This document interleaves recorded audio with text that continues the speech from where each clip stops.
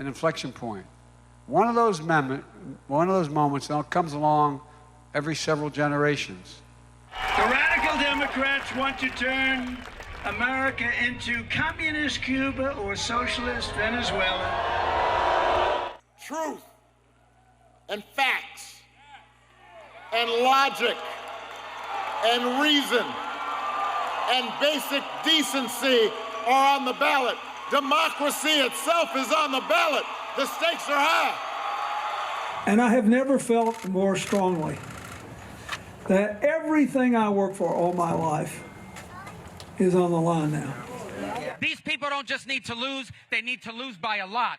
They need to get the message. We will never be a socialist country. We will never be led by crazy people. You will not take us down the road of Marxism. You will not destroy America. Democracy is literally on the ballot. This is a defining moment for the nation. I promise you, in the very next very, very, very short period of time, you're going to be so happy, okay? You're going to be so happy. There you have it. We are now just hours until voters in the U.S. begin casting their ballots in midterm elections. We've got seats in both chambers of Congress that are up for grabs, as well as governorships in state and local level offices. U.S. President Biden, he ended campaigning in New York, where the state's Democratic governor, Kathy Hokhul, she's facing a tight race against her Republican rival. And in Florida, as you saw right there, former U.S. President Donald Trump, he made his pitch for those candidates that he has endorsed. Will any of this make a difference? We've got team coverage tonight on the midterms for you. I'm joined by our correspondent, Ines Pohl. She is in Phoenix, Arizona. And my colleague, Sumi Sumaskanda, she is on Capitol Hill in Washington, D.C. To both of you, good to see both of you. Exciting times. I don't have to tell you that. Sumi, let me start with you. American politics, we can say, certainly are as polarized today as they were 2 years ago during the last election. Can this midterm election, can it do anything to change that? And, I mean, dare we say that things will get worse? You know, Brent, it was just really a little over a year and a half ago that we saw President Biden take the oath of office. And in his inaugural speech, he promised to unify the country, bring people together after such deep divisions, after we saw that riot at the Capitol on January 6th, after we saw lawsuits in several states contesting election results. And I think it's safe to say that has not really happened.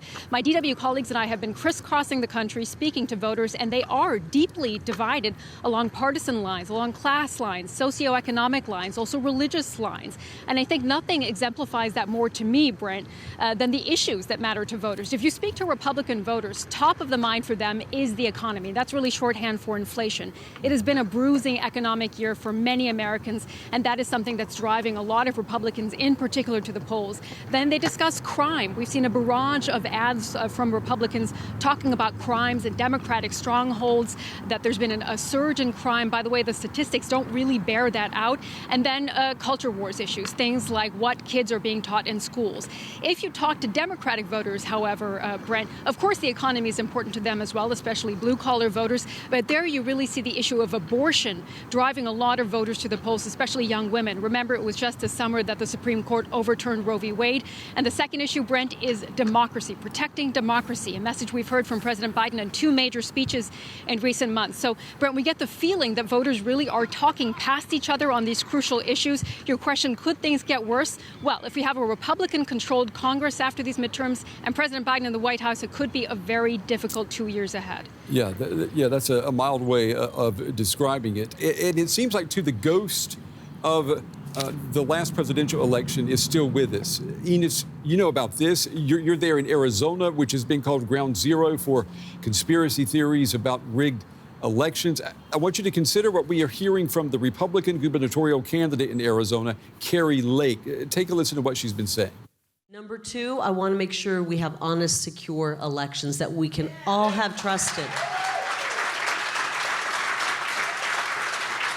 Actually, I'm glad that how many of you, I mean, give me a round of applause if you feel that we need to make some changes to our elections so that you can fully trust the elections. Let the media hear it. Let the media hear it. Yeah, let the media hear it. Ines, Kari Lake, she used to do what we do. What I do, she used to be a TV news anchor. Now she is demonizing the news media. With that in mind, give me a sense of what it's like there in Arizona to be a journalist trying to cover these midterm elections? Yeah, it's weird, it's strange, and sometimes it's frightening. Not only here in Arizona, Brent, when we, as Sumi just said, like traveling the country, and we are at these Trump rallies, or we are at rallies where Kari Lake herself is speaking, and they're pointing to you, and they're shouting to the media, to the fake news. It feels difficult, and sometimes it really feels frightening when you see in the audience Proud Boys, really a very aggressive crowd. It makes it sometimes hard really to do our job. But on the other hand, Brent, I'm just coming back from a polling station in Maricopa County. This is where 60%, more than 60% of the Arizonan vote will take place. And we talked to voter people who are kind of taking care that everything goes well. And they were so happy. They were so pleased to talk to media. So I think that is what we have to put into consideration when people shout at us. We shouldn't kind of leave our track to really report from on the ground. We shouldn't be led by fear or by anger. We just have to go out there, talk to Americans, to Northern Americans, and let them explain what is going through their mind and what is going on in this country. So it makes it maybe a little bit more difficult, but maybe just as important as it ever has been to work as a journalist on the ground. And, you you talk about what's going through people's minds. I think that would include, for some Americans, former U.S. President Donald Trump. He has been loud and proud in recent days, dropping a not-so-subtle hint about his plans after these midterm elections. Take a listen to what he's been saying. I ran twice, I won twice, and I did much better the second time than I did the first. Getting millions and millions more votes in 2020 than we got in 2016. And likewise, getting more votes than any sitting president in the history of our country by far. And now, in order to make our country successful, safe, and glorious, I will probably have to do it again, but stay tuned. All right, Sumi, what are you hearing? We know what Donald Trump is saying. Are we about to see Donald Trump run for the White House a second time? Brent, that's a question that we've really been asking for several months now. You know, this question, will he, won't he? Really, the question that I think should be asked is when will it happen? Because this is a hint, a not so subtle hint, as you said, that he's been delivering in several speeches and rallies across the country, particularly in Republican strongholds. And, you know, Republican observers and commentators praised the president in recent days for not announcing his candidacy for 2024 before these midterm elections. There was a fear in the Republican Party that if he were to do so, he would steal the thunder from these Republican candidates because, again, the Republicans are favored to win the House of Representatives, possibly the Senate as well. That's looking more and more likely. So there was a fear that he would step in their way. We haven't had that announcement just yet, but Brent, I think it is safe to say that Donald Trump isn't particularly focused on these midterm elections. He is focused on his chances to become president again in 2024. That is top of his agenda. So we are likely to see him announce very soon whether that's going to happen before the midterms or after. We'll have to wait and see. I think it is more likely, we've heard from good sources here in Washington, that that will happen after the midterms, but we are certainly looking out for that announcement to happen at any point.